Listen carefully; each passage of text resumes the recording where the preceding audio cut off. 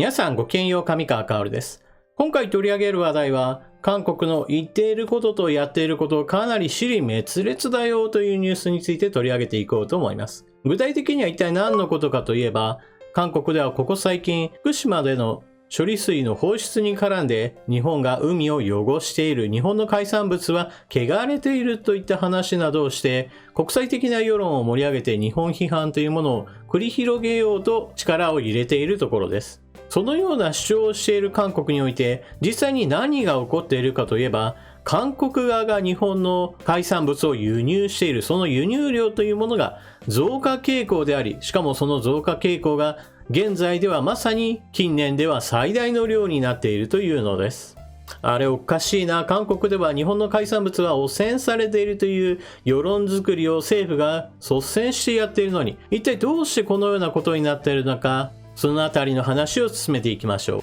それでは関連ニュースをどうぞ。福島原発処理水に不安広がる韓国。日本産活魚の輸入はここ12年で最大に。ネット怒り、裏では規制緩和。2021年5月17日、韓国ソウル経済は東京電力福島第一原発の処理水の海洋放出決定に対する不安が拡大する中、韓国の日本産活魚の輸入がここ12年で最大になったと伝えた。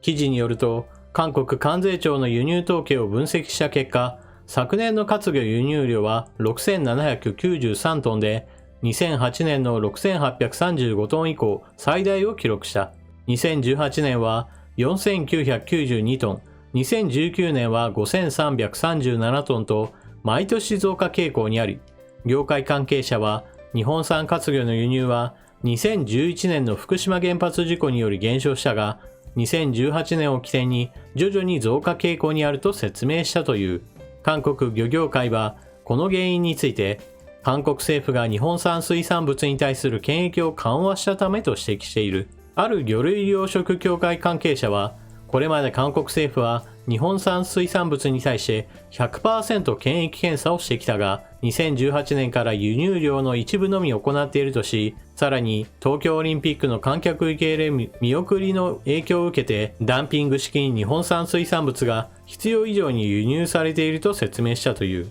記事は、実際に韓国政府はこれまでの精密検査で不合格がなかったことを理由に、2018年から日本からの輸入物量の 4% に対してのみ精密検査を実施するなど、検疫を大幅に緩和した。これにより、従来5日間要した輸入手続きが、今は最短で1日に短縮されたと伝えている。これを受け韓国のネット上では、もう刺身は食べられない。プサンには日本産活魚が出回っている。食べ物でふざけるのはやめてほしいという不安や、安いからって大量に輸入する業者が一番問題。そもそもなんで日本産水産物を輸入するの？原産国の表記を徹底してという怒りをぶつけるコメントが寄せられている。韓国はここのところ、日本が決定した福島原発の処理水の海洋放出について、日本は海を汚そうとしている。いやいや、もうすでに日本の海は全て汚れているんだといったことを主張し、それに伴って日本で採れた魚、海産物、それらは全て汚染されたものだという主張を行い、また日本が行う海洋汚染について世界各国の賛同者を募ろうというキャンペーンを張っています。しかし、そのような批判は全く的外れなものです。日本は IAEA と協議の上、国際基準から言っても非常に厳しい基準に基づいて海洋放出を決定しました。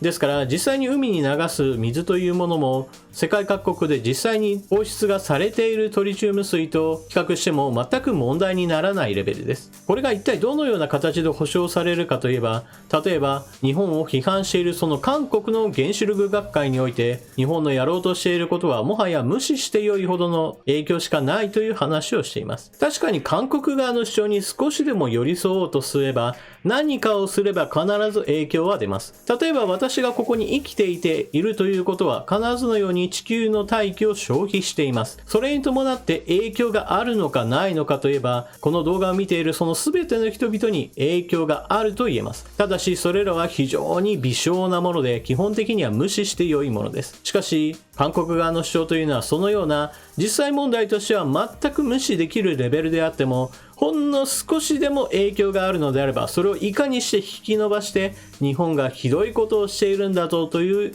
世論工作を行おうとしているわけです。このことは過去の韓国側の行動にも表れています。それこそ東日本大震災以降、韓国においては日本の海が汚れているという前提で日本の海産物に対する放射性検査を行ってきたという事実があります。それに伴って日本からの輸入量についても減少していたわけですが、今回の記事でも見られるように、いくら検査をしても問題がないことが明らかなので、ついに規制緩和が始まったというのです。そしてその規制緩和によって、日本からの輸出入のその障害というものが大きく取り払われることにより、日本で捕らえた海産物が韓国側へと大きく流れる動きになっているわけです。なお、韓国側は繰り返し日本が海を汚している、日本の海は汚れているという話を延々と繰り返し続けてきているわけですが、これは事実とは全く異なります。というのも、韓国の海の方が明らかに汚れているからです。韓国では日本よりも下水処理の設備というものが十分に整備されているわけではありません。そのため、海洋汚染されるその度合いというものは、韓国の方がよりひどい状況なのです。人の排泄物や工場の排水、また家庭ゴミや産業廃棄物などの海洋投棄など非常に多くの問題をはらみ、それによって汚染された食品などが食中毒事件を起こすことなどもあるのです。実際アメリカの食品医薬品局においては、韓国の海はまさにそうした糞便等により汚染された水域があり、それらの水域において採取された海産物というものは全く食用に適さないということを理由として、過去には海鮮や冷凍、そして加工食品に至るまで販売禁止令というものを一時出したことがあるほどです。また、このことは日本海側に住んでいる人ならば、より実体験として理解できるはずです。例えば、海辺での清掃作業といったものがあると思うのですが、日本海側ではハングル文字のゴミというものが非常に多く流れ着いてきます。もちろん中国のものも多いわけですが、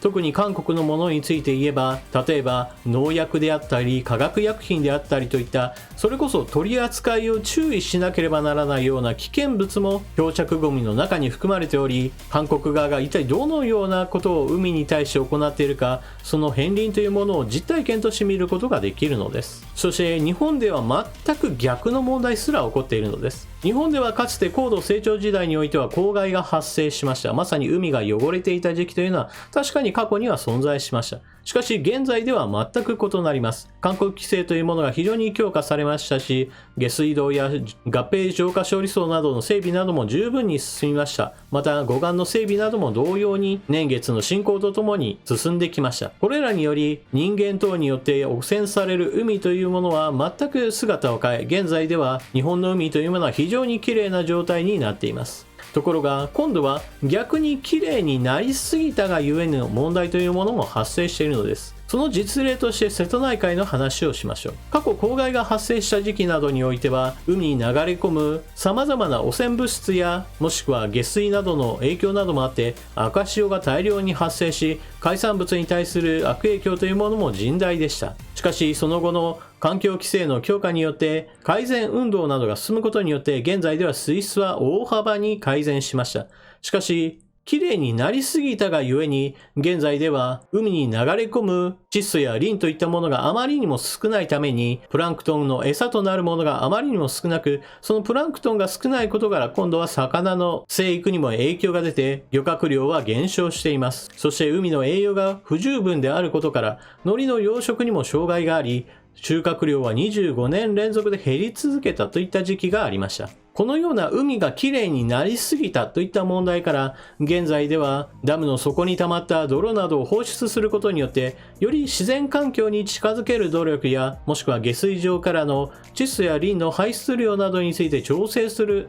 試みなども行われています。このような実例を見ればわかりますが、韓国の人たちがいくら日本の海は汚染されていると叫んだところで、実際問題としては日本の環境規制というものは十分に浸透しており、やりすぎな面すらあって、海は十分にきれいに保たれているのです。韓国の主張がいかに間違っているか、そして韓国の方がいくら日本を批判したとしても、彼ら自身の海の方がはるかに汚染されている、これが実態なのです。しかし、韓国の多くの人たちにとってはそのような事実は知りようもないし、知ろうとする努力もほとんどしないでしょう。そのため韓国政府が日本が海を汚していると叫べば、多くの人たちは少なくともそうだそうだと賛同し、しかし一方において日本産の海産物に問題がないことから規制緩和されたということに理解できないという姿勢を示してしまうものなのです。実態を知れば、日本のものというものは全然問題ないよね。韓国のやっていることがいかにおかしいかなっていったところに気づくことができるわけですが、韓国においてはそのようなことに気づく人があまりにも少数なのが実態と言えるでしょう。皆さんは今回のニュースを聞かれてどのようなことを考えたでしょうか。ぜひともコメントしていってください。